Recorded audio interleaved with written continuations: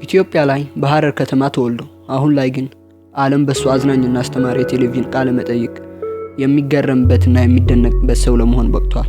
ይህ ሰው ከህፃን እስከ አዋቂ በሚያቀርባቸው አዝናኝ የቴሌቪዥን ፕሮግራሞች የሚወደድና የሚደነቅ ሰው ለመሆንም በቅቷል።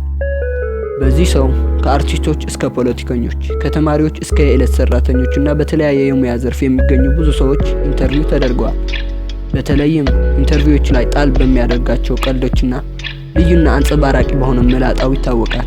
ይህ ልቦለድ ሳይሆን በእውነታ ዓለም የተፈጠረ ታሪክ ነው።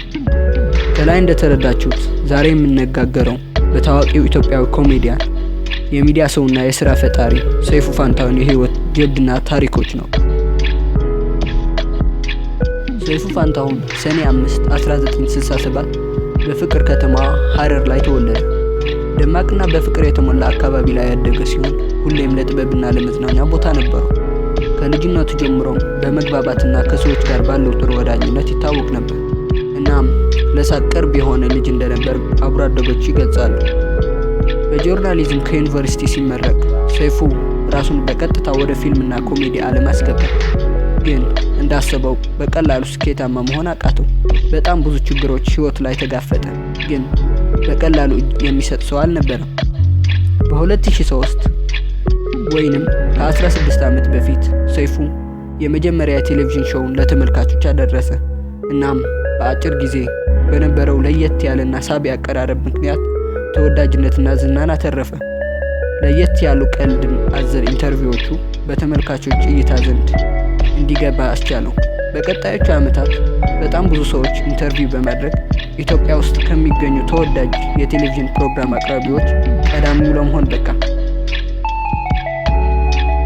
አሁን ላይ ሰይፉ የአራት ልጆች አባት ሲሆን ገቢውም ከዩቲዩብ ቻናሉ፣ ከቴሌቪዥን ማስታወቂያና ከራሱ የኤፍኤም ጣቢያ ያገኛል።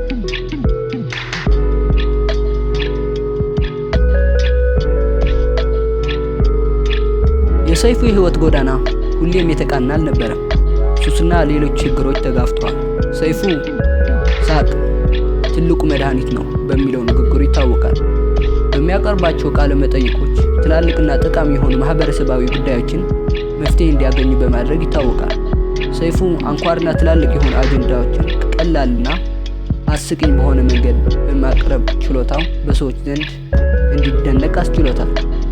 ከሰይፉ የምንማረው ነገር ቢኖር ሁሉም ሰው በራሱ ልዩ ተሰጥኦ ጥልቅ ተጽዕኖ በራሱና በማህበረሰቡ ላይ መፍጠር እንደሚችል ነው። ስለዚህ ተሰጥኦህን አውጣ። ሳቅን ከሰዎች ጋር ጥሩ ግንኙነት መፍጠሪያ መንገድ አድርገህ ተጠቀመው። አስተውል፣ ስኬት ከአንድ እርምጃ ይጀምራል። ስለተመለከታችሁት አመሰግናለሁ። የሰይፉ ፋንታሁን የስኬት ታሪክ አስተማሪና አነቃቂ ሆነ ካገኛችሁት ሰብስክራይብ፣ ላይክ እና ሼር ማድረግ እንዳትረሱ። በቀጣይ በሌላ አስገራሚና አስደናቂ የስኬት ታሪክ እስከምንገናኝ